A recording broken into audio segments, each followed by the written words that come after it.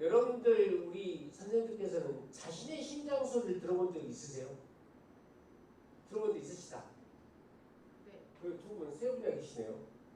저는 심장 소리를 한 번도 내 심장 소리를 들어본 적이 없었는데 심장 소리가 얼마나 기적 같은 일인가를 깨닫게 된 게 한 1년 전쯤이에요. 제가 요즘 제 아내하고 제가 사이가 안 좋아서 동떨어져서 자고 있었는데 어느 날 제 아내의 배꼽이 있는 곳에 어디에? 배꼽이 있는 곳에 내 귀를 대고 베개에서만 자고 있었어요. 근데 뭔가 이상한 소리가 들린 거야. 가만히 귀를 기울여 보니까 그 소리가 벌커덕 벌커덕 벌커덕 벌커덕 하면서 작은 소리가 점점 커지면서 내 안에 몸이 쫙 퍼지는 거예요.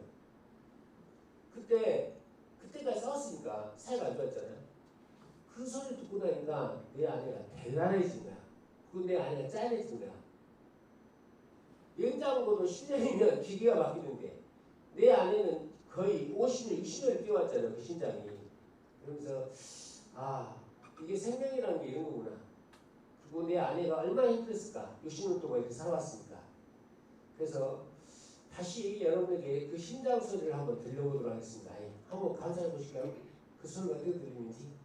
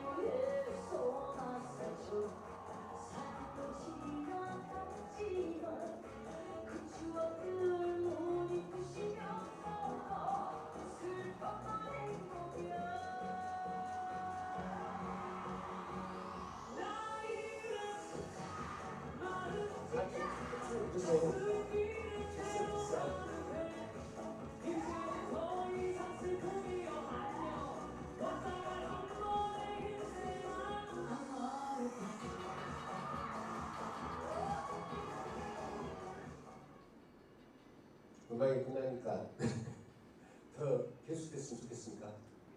어때요 여러분들 심장 소리 들어보셨어요? 예. 여러분들 몸에 그렇게 소중한 심장, 이 주먹만한 심장이 그렇게 열심히 뛰어왔습니다. 근데 이 심장이 멈추는 날이 있단 말입니다.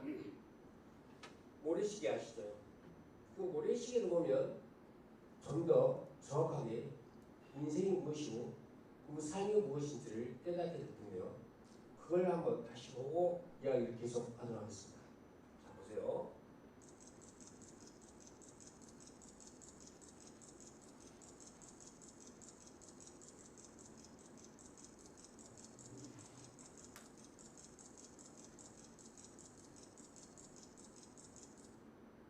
자, 이 모래시계에는 우리가 원하든 원하지 않든 간에 시작이 있으면 끝이 있습니다.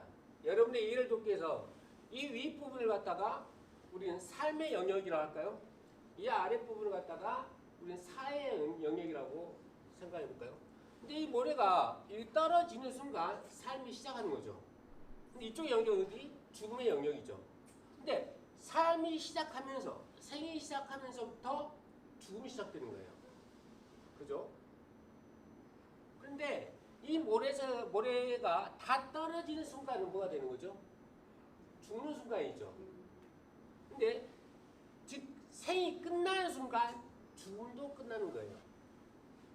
다시 말하면 생과 사가 별개의 것이 아니라 같이 간다라는 얘기죠. 다른 걸 한번 봐볼까요? 자, 우리는 어디서 왔다 어디로 갑니까? 제 농담을 하면서 얘기해요. 너 어디서 왔다 어디 가지? 집에서 와서 집으로 가지? 라고 합니다. 그게 그게 정답이에요. 보니까 우리는 이 어머니 배라고 이 뱃속이라고 하는 집에서 왔다가 무덤이라고 하는 집으로 가죠. 요람에서 무덤으로 가는 겁니다. 그때 이 몸속에 있는 이 어린아이는 태어났지만 그 순간 죽어간다. 우리의 세포는 태어남과 동시에 죽어가요. 그 말은 곧 이렇게 살아간다는 것은 곧 죽어간다는 것을 의미하는 겁니다. 아까 모래시계에서 마찬가지였죠. 생이 지나가는 만큼 죽음도 지나가는 거죠. 따라서 생과 사는 뭐다? 별개의 것이 아니다. 생과 사는 항상 같이 하는 거다.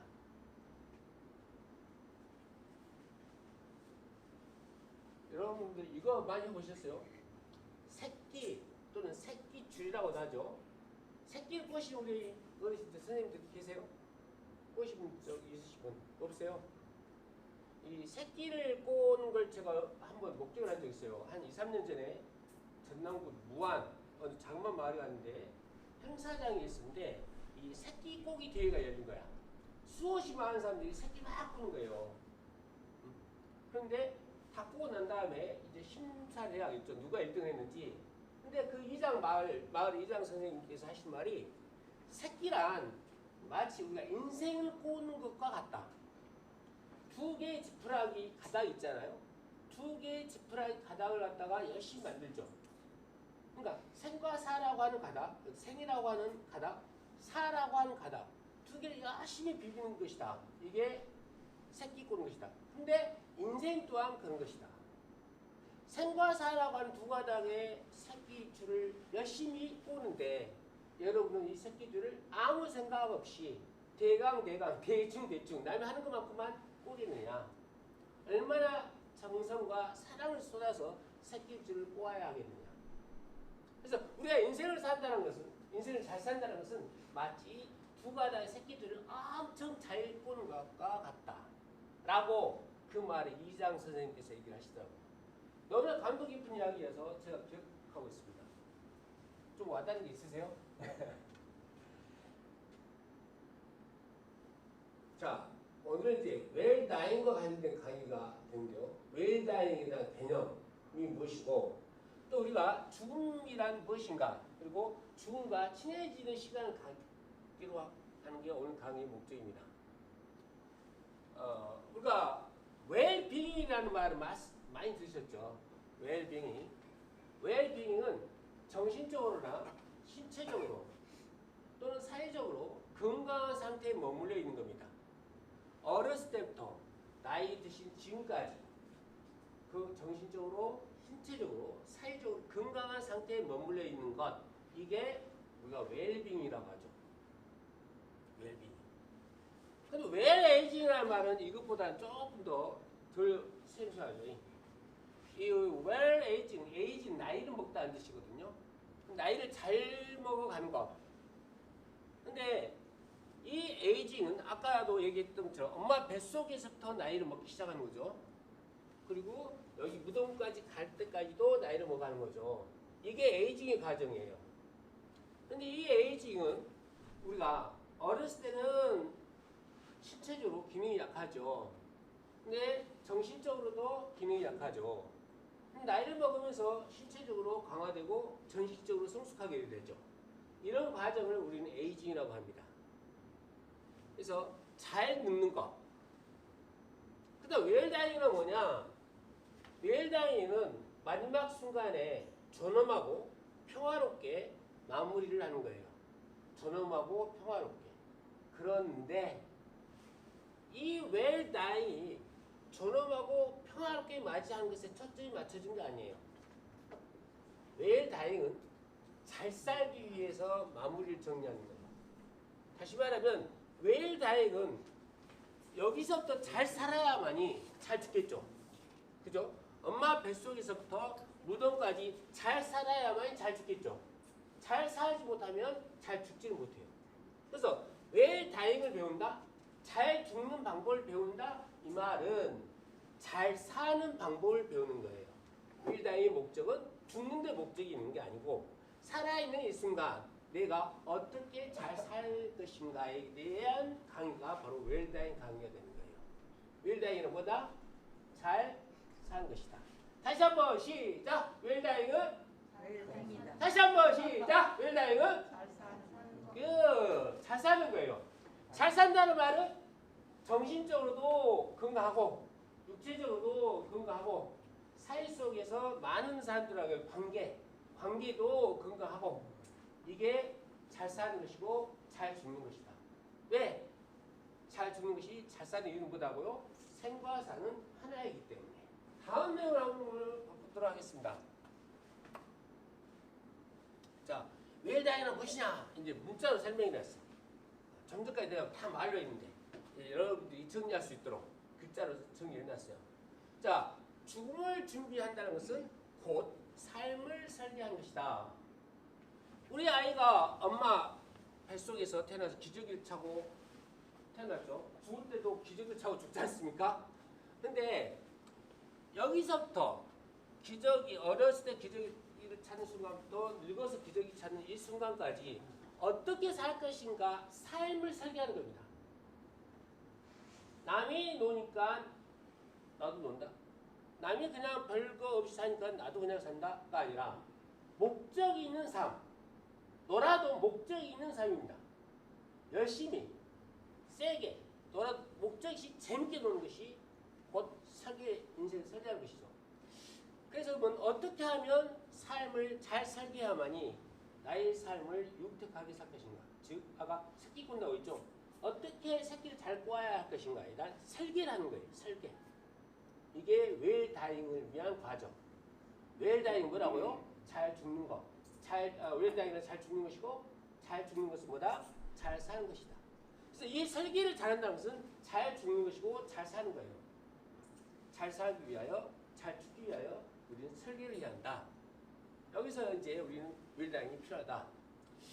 그리고 또 하나, 이 같은 말인데 결국은 우리는 어느 누구도 태어나고 싶어 태어난 사람 없어요. 우리는 내 던져진 거예요. 그 무엇에 의해서?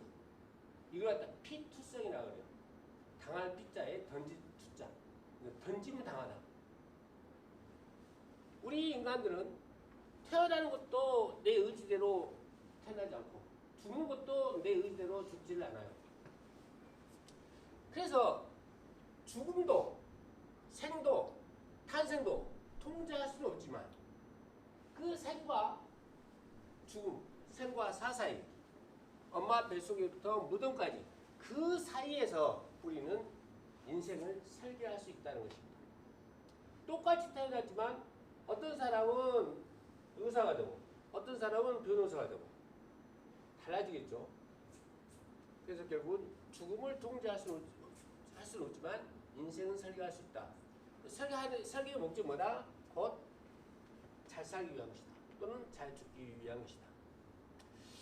그리고 또한 설계하는 과정에서 설계를 잘한 사람들, 그래서 경제적으로나 잘하고 설계를 잘한다든지 신체적으로 또는 인간관계가 설계가 잘 되어 있는 사람들은 준비가 되어 있는 사람들이죠. 준비가 되어 있는 사람들은 어때요? 죽음을 갖다가 당할까요? 죽음을 맞이할까요? 죽음을 맞이하겠죠. 예에서 사전연료 의료 의향서라는 거 들어보셨나요? 다시 이제 회복이 불가능한 분이 연명치료를 할 것인가 말 것인가를 갖다 문서를 생각하는 것이거든요. 이런 것들을 써놓은 사람과 써놓지 않은 사람은 죽음 준비가 돼 있고 안 됐고의 차이죠.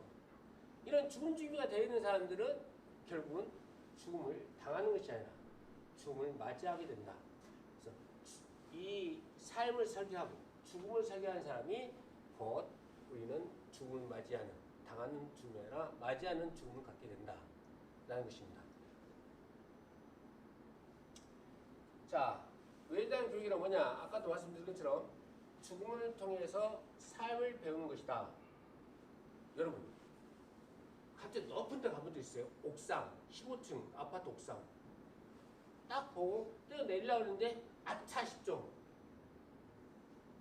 죽으려고 하는 그 순간 살아야겠다 라는 공포를 느끼죠. 죽어야겠다 죽겠다라고 막을 때 공포가 생기고 그러면서 동시에 반대로 아 살아야겠다라고 하는 강한 의지를 느끼는 거죠. 곧 우리는 죽음을 통해서 삶을 파악하게 되고 삶을 이해하게 되고 삶에 대한 강한 의욕을 느끼는 겁니다. 이것은 마치 바람이 불어야만이 새가 날 수 있고 먼지가 있어야만이 아름다운 황혼을 볼 수 있는 것처럼 죽음이 있을 때만 우리는 삶을 명확하게 볼 수가 있다라는 얘기인 것입니다. 죽음을 직면하지 않고 죽음을 보지 않고서는 삶을 볼 수가 없다. 마치 그것은 또 뭐가 똑같냐?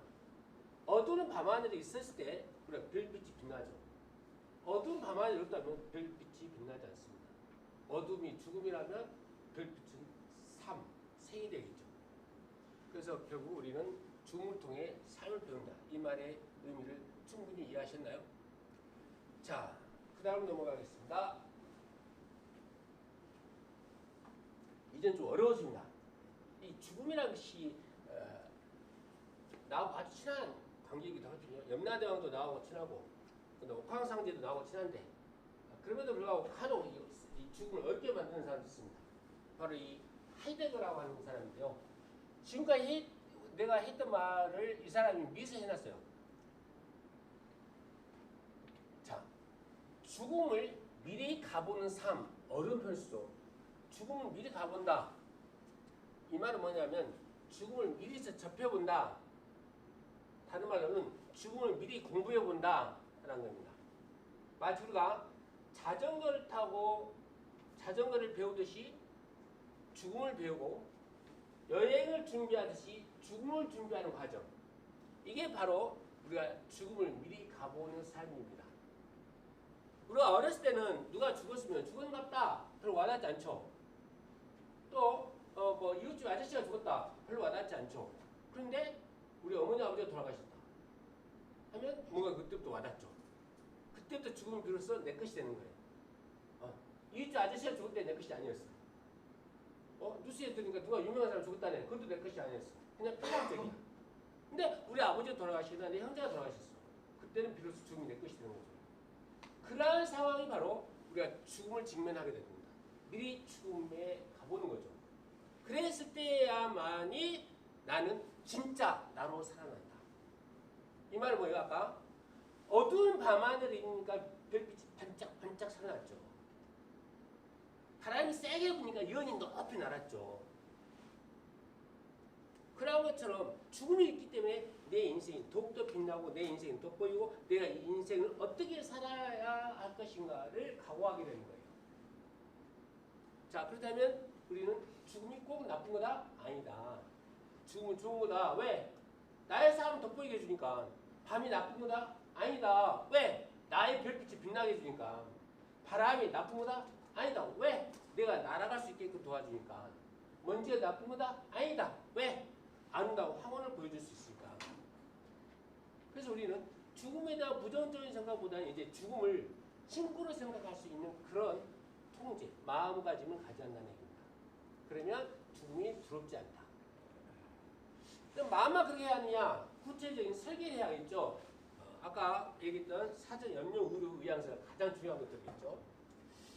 자, 이제 이분 하이데거라고 하는 이 사람이 이 어려운 말을 했는데 이 사람의 말의 뜻을 이해했습니까? 그래서 우리는 죽음을 미리 가봄으로써 죽음을 미리 공부하고 연구하고 준비함으로써 나는 내 삶을 더욱더 빛나게 살아갈 수 있다. 이것이 결국 이분이 한 말이 되겠습니다. 자, 웰다잉 하면 웰다잉을 하기 위한, 즉 잘 죽기 위한 것들. 또 반대말은 잘 죽는다는 것은 잘 산다는 얘기죠. 잘 살기 위해서 우리가 준비해야 하는 것들. 이것들이 뭐가 있느냐 이제 연구를 해야겠죠. 이제 자서전이나 인생 회고록을 쓰는 것들이 그 첫 번째가 되겠습니다. 내가 내 인생을 죽기 전에 나의 삶을 쭉 훑어보는 거야. 나 김영선이는 전라남도 보성군 복내면 동교를 1969번에 했지. 선택했다. 언제? 1965년에. 다 그 말이에요. 남들보다 2년 늦게 10살 때 초등학교 입학했다. 결국 봉돌 생활을 했다.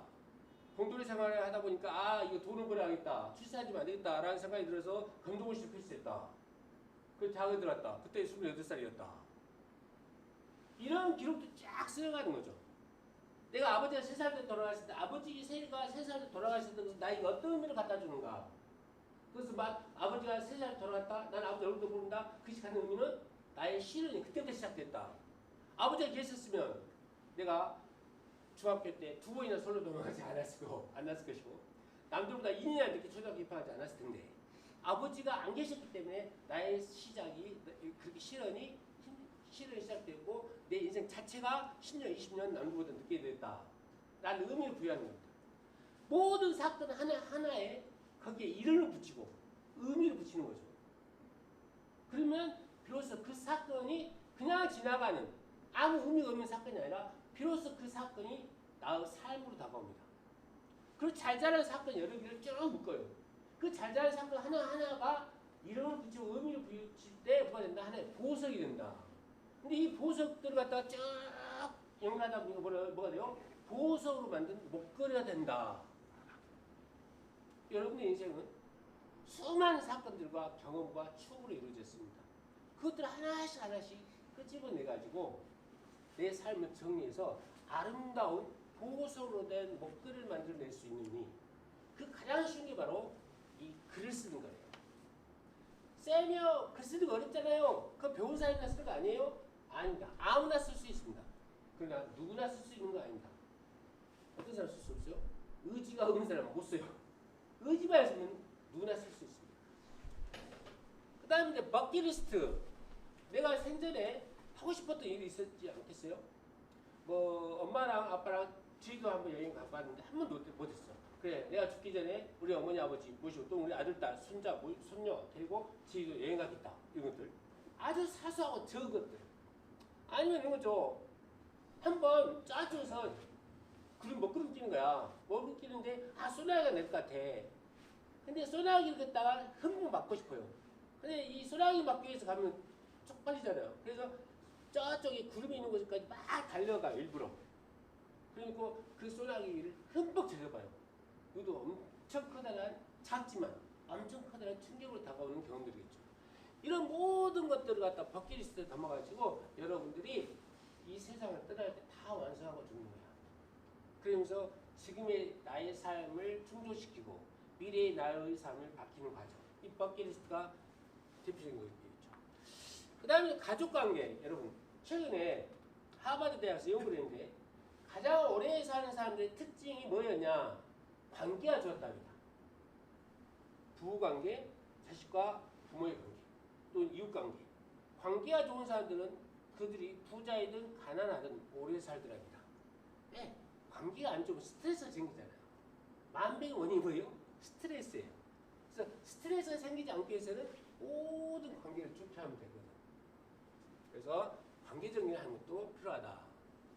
근데 저는 이제 사전 연령 의료 의향서에 대해서 여러분들께 꼭 들려주고 싶은 이야기인데요. 저희 어머니가 100세까지 사는 것이 목적이었어요. 근데 한 7, 8년 전에 갑자기 요양병원에 계셨던 그 어머니께서 연락이 온 거예요. 의사죠, 의사가. 곧 돌아가시게 생겼다. 마음의 준비해라. 근데 우리 누나가 와갖고 뭔 소리냐. 우리 어머니 살려야 한다.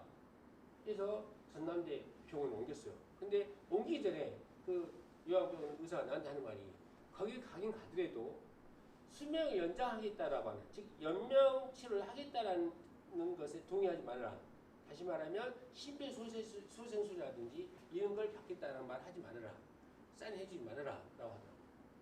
아니나 다를까 밤늦게 응급실 가니까 그 의사가 그 서로 요구하는 거예요. 위기상황에 놓였을 때도 연명치료를 받지 않겠다라고 사인을 해라. 그러고 나니까 갑자기 그 말을 듣는 순간 막 눈물이 나오기 시작하는 거야. 아, 우리 어머니가 돌아가시는구나. 그런데 우리 어머니가 돌아가신다라는 단순한 슬픔과 더불어 그 우리 어머니 운명을 누가 결정하는 거예요? 내가 결정하는 거예요. 내가 우리 어머니 운명을 결정했구나 라는 생각에 그냥 겨울철이었는데 전남대 병원이 있거든요. 중환자실, 응급실. 눈이 펑펑 내리는 거야. 근데 한 3시간 정도 울었을 거예요. 막. 거침없이 울었어요. 내 세상 태어나고 그렇게 많이 울어본 적이 없어. 막 엉엉 울었어요. 설레면서. 만약에 우리 어머니께서 사전연명의료의향서라는 것이 있다는 사실을 알았더라면, 물론 우리 어머니 몰랐어요. 알았더라면 사전연명의료의향서 썼을 거예요. 왜? 아들이, 막내 아들이 내가 본인의 죽음을 결정한 것에 대해서 죄의식에 사로잡히기를 바라지 않았을 테니까. 여러분들도 여러분의 자식들이 여기 있는 나처럼 고통을 겪지 않게 하기 위해서라도 사전연명의료의향서를 미리서 써놓으셔야 합니다. 주변에 말기 환자가 있으신 모자분들께 말씀드리고 싶은 게 있거든요.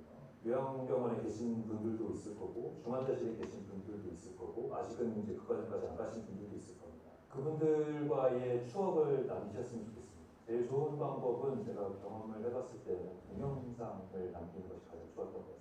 가족과 같이 병원에 있는 모습이라도 아니면 방에서 요양원에서라도 동영상을 많이 남겨서 그분은 하늘에 계시더라도 내 마음, 가족들의 마음속에서 살아계실 수 있게 하는 과정이 있으면 뜻깊은 시간이 될 겁니다. 우리 장모님이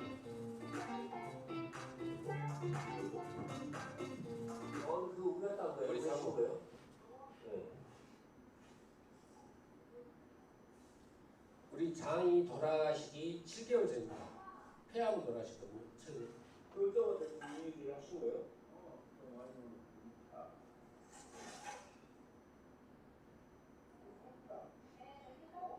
작년 11월달, 이번 4월달에 돌아가셨어요.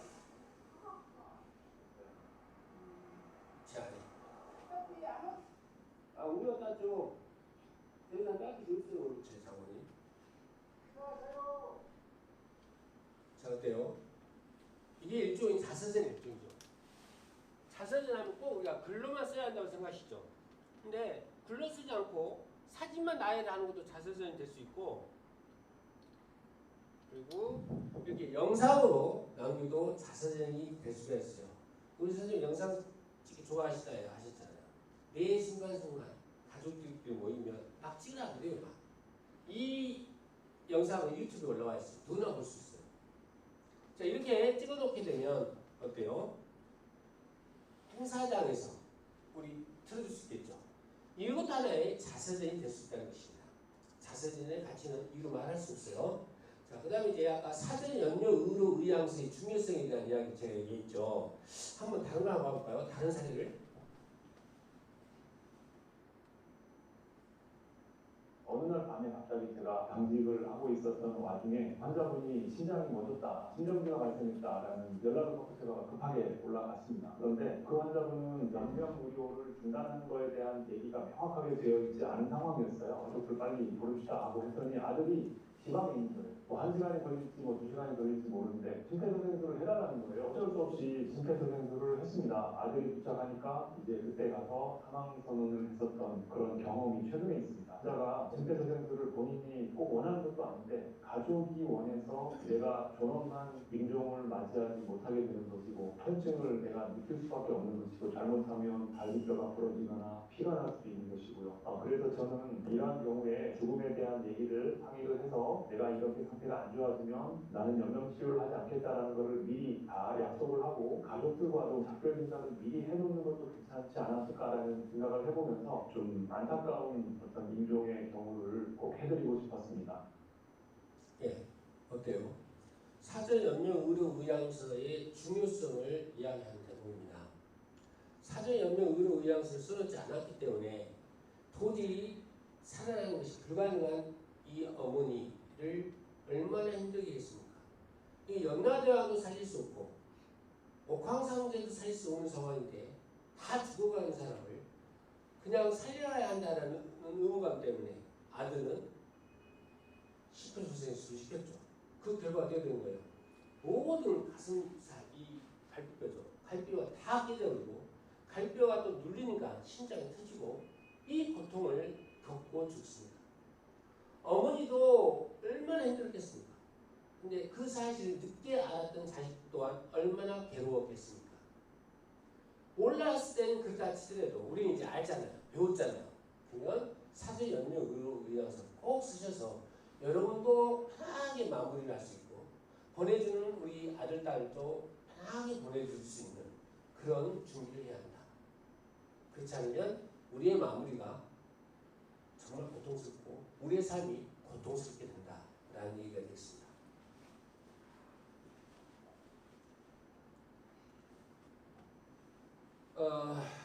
국내 웰다잉이 사실은 오래전부터 서구 사회에서는 있었거든요. 우리나라는 뭐 이제 얼마 된지 안 됐는데 그러다 보니까 일본이나 미국 같은 경우, 영국 같은 데는 상당히 웰다잉 문화가 발달했습니다. 근데 일본 같은 경우는 또 노인들이 많지 않습니까? 우리나라 사람보다 더. 그래서 일찍이 발달했다고 볼 수가 있겠습니다. 일본에 이별 카페라고 하는 게 있어요. 이별 카페. 처음 들어보셨어요? 생애의 마지막과 관련된 주제, 다시 말하면 죽음과 관련된 주제를 이렇게 딱 터놓고 이야기하는 거죠. 우리나라 분들은 아직 죽음에 대해서 얘기하면 뭔 재수없이 죽음 이야기하냐. 에이씨 재수없어. 막 이러죠. 심지어 강사들이 오늘 같은 날 강의하러 왔다 와도 누가 욕을 해요. 너 진짜 난 살려도 있지 않아. 뭔 죽음 이야기야. 해갖고 결국 쫓겨나는 강사도 있습니다. 여기 계신 분들은 열려있는 마음으로 죽음을 준비하시는 분이시구나. 그래서 이제 이별 카페라고 하는 곳에서 생애 마지막 가는데 여러 영역도 있겠죠. 뭐 너 사전 연명 의료 의학서 썼니? 장례 자체는 어떻게 할 계획이니? 라든지 유언장 썼어? 증언했어? 상소했어? 뭐 이런 것들 다 이야기하는 거죠. 그거 하는 방법 모르는데 어떻게 해? 이런 질문들이 오가는 것. 이것이 바로 이별 카페입니다. 그 다음에 또 생전 장례라는 게 있어요. 그러니까 죽고 난 다음에 장례식이 뭐 그러냐. 살아있을 때 장례식 하자. 라는 좀 특이한 생각을 하죠. 그래서 살아있을 때, 좀 어느 정도 건강할 때 지인들을 끄집어 불러들다가 술도 한잔 하고 밥도 한마디 함께 먹어가면서 재밌는 이야기 나누는 거예요. 그러고 난 다음에 진짜 죽을 때 또 한 번 와라. 근데 저는 이건 좀 부정적이에요. 제 개인적으로는. 왜냐하면 장례식 한 번 드리고 두 번이나 치르나 라는 생각 때문에 이 생전 장례식에 대해서는 저는 좀 그래요. 그러나 꼭 장례식이라는 개념이 아니라 한 20, 30년 동안 만나보지 못한 사람, 내 나이 뭐 70, 80이 되면 한 번쯤 만나보고 싶잖아요. 뭐 그런 사람들을 불러다가 그냥 간단하게 밥 한 끼 하는 거 좋지 않겠습니까? 그 다음에 이제 미국에는 죽음 카페라고 하는 게 있습니다. 죽음을 준비함으로써 삶을 더욱더 충만하게 살자는 모임인데 일본의 이별 카페와 똑같은 내용이죠. 일본에서의 이별 카페나 미국의 죽음 카페나 뭐 똑같은 개념이 그렇습니다. 우리나라는 이렇게 보건소나 복지관 또 여러분들처럼 이렇게 웰다잉 교육이 이루어지고 있습니다. 자, 웰다잉 교육의 철학적인 정의 아까도 얘기했죠. 이미 다음 때는 얘기가 됐습니다. 삶의 마지막을 존엄하게 설계할 수 있는 권리를 가져줘요. 삶의 마지막을 존엄하고 평화롭게 죽기 위해서 마무리를 하기 위해서는 아까 뭐였어요? 자전거를 배우듯 죽음을 배우고 여행을 준비하듯 죽음을 준비하면 우리는 평화롭고 존엄한 마무리를 맞이할 수 있다. 그래서 그 준비해야 할 것들 뭐였어? 아침에 산장례 사진 연명 의료 의학사라든지 장례 절차를 미리서 한다든지 유언장을 미리서 쓴다든지 사랑하는 사람에게 편지를 쓴다든지 뭐 이런 것들이 우리가 마무리를 평화롭고 존엄하게 할 수 있는 중요한 방법들이다 라고 오늘 공부를 했습니다. 자, 정리 또는 마무리. 웰다잉 교육은 죽음을 공부하는 것이 아니다고 있어요. 죽음을 공부하는 게 아니다. 뭐다? 삶을 공부하는 거다. 왜? 우리는 엄마 뱃속에서 태어나서 무덤으로 가는 과정 자체가 생이고 사이니까. 생과 사는 뗄래야 뗄 수 없는 관계이니까. 마치 우리가 지푸라기로 새끼줄을 맬 때 두 가닥의 새끼줄을 맬 때 한 가닥은 생이고 한 가닥은 사인데 생과 사로 우리가 인생이라는 새끼줄을 꽂는 것과 똑같다. 그리고 그 새끼줄 처음 꽂을 때도 생과 사가 한 개고 그 새끼줄이 다 끝날 때에도 생과 사가 한 개이다. 코로 우리가 죽음을 공부한다는 것은 뭐다? 생을 공부하는 것이다. 살아가는 방법을 공부하는 것이다. 라고 철학적인 정의를 낼 수가 있습니다. 여러분들의 질문을 하고 싶습니다. 지금 이 순간 여러분이 마지막 이 순간이라면 여러분은 무엇을 넣을 것인가요? 원래 이거 활동을 해야 하는데 시간도 좁고 그래서 활동할 수 없는 상황인데 이거 한 번만 두고 자 왼쪽에 시계를 차신 분 있으세요 혹시? 왼쪽 시계 오 자 30초입니다 선생님 30초 동안 내가 이 순간 나의 마지막이라면 나는 무엇을 넣을 것인가? 다 말씀하세요. 자녀들에게 마지막에 유언을 남기고 싶어요. 예, 좋습니다. 우리 선생님께서는 이 신세계 백화점에서 제공하는 에스컬레이터 무료 이용권, 무료 100장 평생 쓰고 다 못 써. 내가 드리겠습니다. 알았죠? 네. 한 번만 하면 섭섭하잖아. 자, 이제 다른 장으로 바꿔요. 나는 당장 이 순간 죽는다면 누구를 만나고 싶다. 반드시 만나고 싶은 사람 한 사람만 얘기하는 겁니다. 자 이번에는 오른쪽에 시계를 차신 분 있으세요? 없어요? 좋습니다. 모자 쓰신 분 맞네. 펜을 들고 계신 분 있나요? 펜. 선생님 혼자 있네요. 자 이번에는 상품 커요. 아까 에스컬레이터는 그건 비교가 안 돼. 이번엔 신세계가 이거 잘 나가잖아요. 다 싸요, 싸. 이번엔 신세계 백화점에서 제공하는 엘리베이터. 여기 거기 가봤어요? 신세계 백화점은? 엘리베이터. 이 엘리베이터를 탈 수 있는 이 티켓 무려 200장을 드립니다. 친구들에게 나눠주고. 자, 말씀해 보시죠. 문제가 있었고 친구하고 다투는 친구들하고 조금 멀리 있던 그런 친구를 만나고 싶어요. 다퉜던 친구들. 근데 친구는 가지고 화해를 못했던 친구들 서운해져. 예, 그래요. 친구 만나서. 그게 아까 뭐였어요? 관계. 인간이 행복해지는데 가장 필요한 요소가 관계라고 했잖아요. 관계가 좋아야 되죠. 그래서 우리가 죽기 전에 관계 정리를 확실하게 하고 죽었을 때 마음이 편안하게 죽을 수가 있습니다. 네, 고맙습니다. 잊지 말고 아까 신세계 백화점 엘리베이터입니다. 엘리베이터 가져가세요. 나는 무거워서 못 갖고. 제가 갖다 드릴게요. 이번에 달력에 줄을 긋는 삶이 아니라 동그라미를 채우는 삶을 살자. 여러분 달력 어떤 사람들이 짝짝 긋는 사람 있죠. 에이 하루 지나네 재수없어. 또 지나네. 또 지나네. 그러면 내가 살 날이 이제 며칠 안 남았네 라고 하듯이 달력에 선을 긋는 삶보다는 오늘 내가 친구를 만나가지고 아주 행복한 시간을 보냈다. 내가 오늘 밤하늘에 아름다운 별빛을 보았다. 아니면 오늘 내 친구하고 찻집에서 차 한잔 했는데 너무나 그 차의 향기가 좋았다. 그 소소한 것들, 자그마한 것들에 대해서 행복을 느끼고 기쁨을 느끼고 의미를 느끼면 그때부터 이제는 달력에 이거 선을 긋지 마시고 동그라미를 채우는 게 어떻겠냐라는 생각입니다. 그래서 선을 긋는 삶이 아닌 동그라미를 그리는 삶, 곧 여러분들의 삶을 충만하게 하는 삶을 살아가도록 노력하셨으면 좋겠다. 되게 인생을 어찌어찌 살아라 라고 하는 표현들이 한 2가지 정도가 있습니다. 2가지 정도가. 인생을 즐겨라 라고 하는 표현이 있죠. 혹시 아시는 분 있어요? 이거 맞히는 사람에게는 제가 여기에 나와서 노래를 부를 수 있는 기회를 드리도록 하겠습니다. 인생을 즐겨라 라고 하는 표현. 까르페 디엠. 까르페 디엠이라고 들어보셨나요?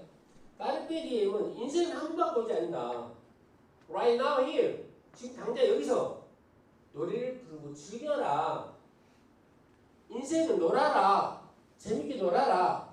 노는 것도 목적이 힘차고 재밌게 신나게 노는 그것도 괜찮아요. 목적이 없는 사람만큼 나쁜 사람은 없어요. 근데 노는 것이 목적이 됐을 때 그건 정말 좋은 거예요.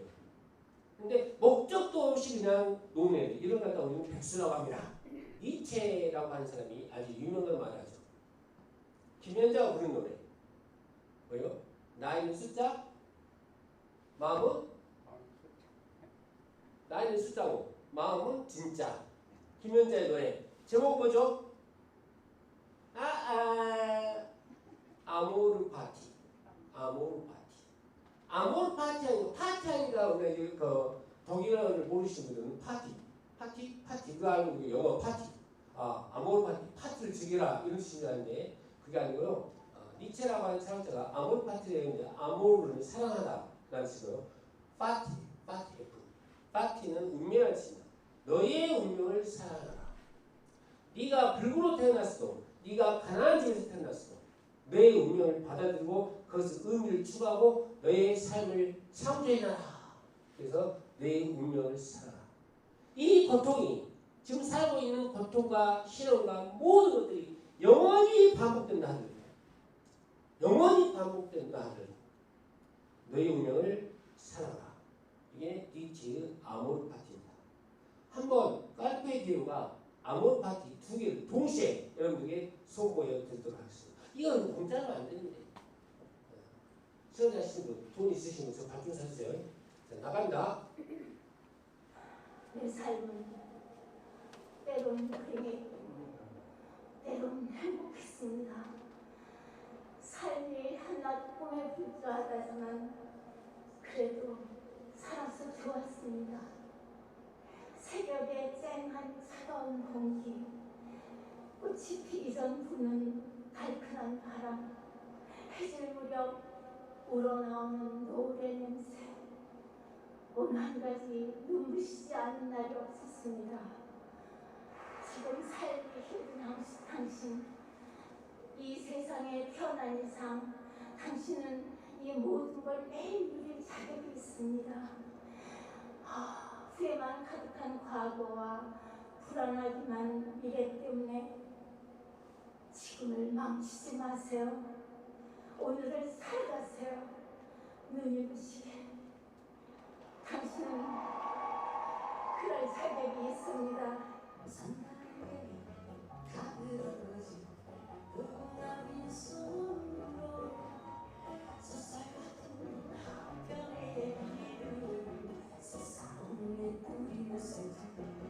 자신에게 실망하지 모든 걸 잘할 수 없어.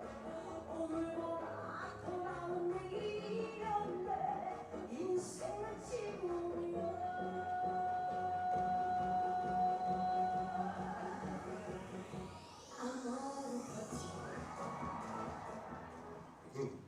어때요? 여러분의 삶이 어떠하든 그 삶을 여러분이 갖고 있는 운명을 받아들이고 그걸 사랑하시고 그 운명 속에서 여러분의 삶을 만끽하시길 바랍니다. 지금까지 대학 웰단협회 김영선이었습니다. 고맙습니다.